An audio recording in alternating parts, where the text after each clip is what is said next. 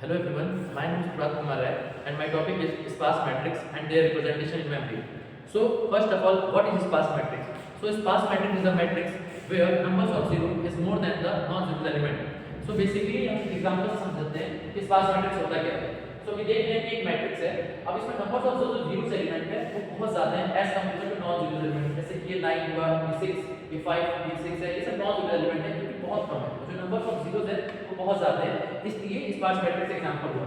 So sparse matrix is a matrix that has large numbers of elements with a zeros value. इसमें numbers of zeros value ज्यादा रहेंगे. Okay. अब sparse matrix कहाँ use होता है? तो जो यूज होता है ग्राफ्स में, जैसे एडजेसिव मैट्रिक्स में उसको रिप्रेजेंट करते हैं. ठीक है. और स्पार्स मैट्रिक्स हम कैसे इफेक्टिवली यूटिलाइज कर सकते हैं? उसका है कि effectively utilise memory specified algorithms and data structure take advantage of the sparse structure should be used. And sparse matrix can be easily compressed, which is the important point है, which can turn significantly reduce memory usage. Okay. So types of sparse matrix. So there are two types of sparse matrix. जो types of sparse matrix ये होता है कि अब two types के sparse matrix होते हैं. पहला होता है lower triangle, दूसरा होता है upper triangle matrix. तो बेसिकली लोअर ट्रायंगल मैट्रिक्स वो होता है कि जिसमें जो एलिमेंट्स होते हैं ना वो above the mid diagonal elements होते हैं. ओके. अब जैसे ये हमारा लोअर ट्रायंगल मैट्रिक्स है तो ऑल द एलिमेंट्स को चेक कर रहे हैं above the mid diagonal elements क्या होंगे? जीरो होंगे. मतलब जितनी वैल्यूज हैं यहां पे जितने होंगे ये अबव डायगोनल मैट्रिक्स सारे के सारे जीरोस होंगे. तो ये हमारा हो गया लोअर ट्रायंगल मैट्रिक्स से. अपर डायगोनल मैट्रिक्स से क्या होगा? उल्टा. इसमें ये हो जाता है कि जो बिलो द मतलब डायगोनल एलिमेंट्स है वो जो एलिमेंट्स होंगे यहां पे वो सारे होंगे जीरो. तो वो हो गया अपर ट्रायंगल मैट्रिक्स के. सो दो तरह के होते हैं, एक होता है लोअर ट्रायंगल मैट्रिक्स और दूसरा होता है अपर triangle matrix. Okay.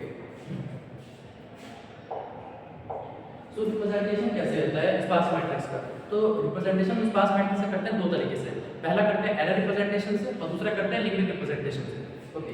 So error representation में क्या है कि टू डायमेंशनल एरे लेते हैं जो शो करता है नॉन जीरो एलिमेंट के लिए, और लिनियर रिप्रेजेंटेशन जब हम आगे करेंगे तब बताएंगे. ओके.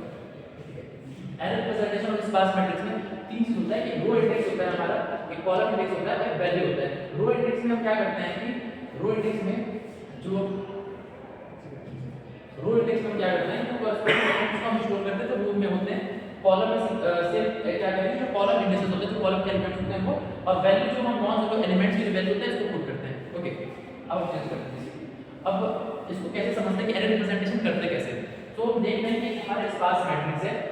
सेम एक चीज है जिसमें जो नॉन जीरो एलिमेंट है वो ज्यादा है और सॉरी जीरो एलिमेंट ज्यादा है और नॉन जीरो एलिमेंट कम है. ओके. अब इसको भी बताया कैसे कर रहे हैं. तो इसको तीन तरह से, जैसे रो, कॉलम और जो वैल्यू थी उसको हम कैसे बनाएंगे, इस वॉल पे ऐसे बॉक्स बना के बताएंगे. अब इसको देखिए जो वैल्यूज होंगी जो नॉन जीरो एलिमेंट की वैल्यू जैसे 3 थी, 5 थी, 7 थी और 8 थी, तो इस वैल्यू को हम सबसे पहले लिख लिए यहां पर एक बॉक्स में. अब हम देखेंगे कि इसके रोज और कॉलम क्या है. जैसे जो 3 है, ये जो 3 वैल्यू है, अगर हम यहां पे चेक करेंगे ये 3, तो हम इसका देखेंगे इसका रो क्या आता है. इसका रो हमारा 0 हो गया, रो 0 हो गया और कॉलम भी 0 हो गया. तो ये रो 0 हो गया, ये कॉलम 0 हो गया, तो हम लिखते हैं. ठीक है. अब सेम ऐसे हम 5 के लिए देखेंगे. तो यहां पे जाकर देखते हैं 5. यहां पे ये 5 क्या है? ये 5 देखिए तो ये रो 1 हो गया, कॉलम 1 हो गया. तो ऐसे हम ये लिख दिए.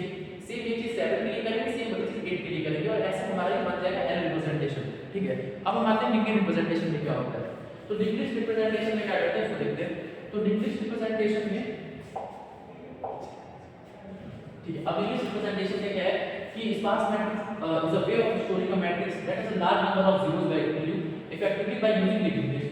Each node in the linear contains the value of the non-zeros element. Okay. So इसकी बेनिफिट क्या है लिनियर रिप्रेजेंटेशन की? तो instead of array to represent the stars matrix is that simpler to add or remove node from a linear list than from an array. Simple हो गया. अब हम आते हैं इसमें भी सेम ये चीज होता है कि हमारे पास रो होता है, कॉलम होता है, वैल्यू होता है, और एक हम जो बताते हैं नेक्स्ट नोड जो कि पॉइंट करता है अगले नोड को बताने के लिए, जो कि हम नोड बनाते हैं लिनियर सिंपली नोड से डिनोट करते हैं. तो जैसे ये लिमिट्स का एक एग्जांपल हो गया. इसमें हम क्या करते हैं जो पहली वैल्यू है, ये जो पहले इंडेक्स ये जो है ये रो की वैल्यू बता रहा है कि रो इंडेक्स हो गया. सिमिलर चीज जो दूसरी वैल्यू यहां पे जो कॉलम इंडेक्स बता रहा है और ये जो वैल्यू इंडेक्स है ये वैल्यू बता रहा है, इस वाले पॉइंट को वैल्यू बता रहा है. और ये हमारा हो गया नेक्स्ट नोड. ये हमारा नेक्स्ट नोड है, ये हमारा नेक्स्ट नोड पॉइंट कर रहा है. तो इससे ये चीज सिमिलर निकाल देंगे. ये रो इंडेक्स बताएगा, फिर ये जो होगा ये कॉलम इंडेक्स को बताएगा, और जो ये अगला वाला ये वैल्यू इंडेक्स हो गया. और सिमिलर चीज हो जाएगा, ये हमारा नेक्स्ट नोड को पॉइंट करेगा. वो होता है लिनियर रिप्रेजेंटेशन. सिमिलरली ऐसे हम बाकी और एग्जांपल देख सकते हैं लिमिट्स का, जो सिमिलर इसी फॉर्म में होंगे, और लास्ट वाला हम आपको बता देते हैं कि इंग्लिश हमेशा पॉइंट करता है लास्ट वैल्यू गलत है। ठीक है, so thank you so much.